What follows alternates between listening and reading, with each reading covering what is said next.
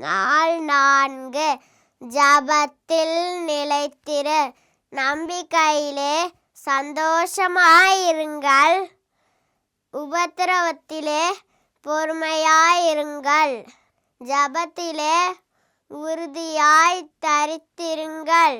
ரோமர் 12ஆம் அதிகாரம் 12ஆம் வசனம் பின்பாகம்.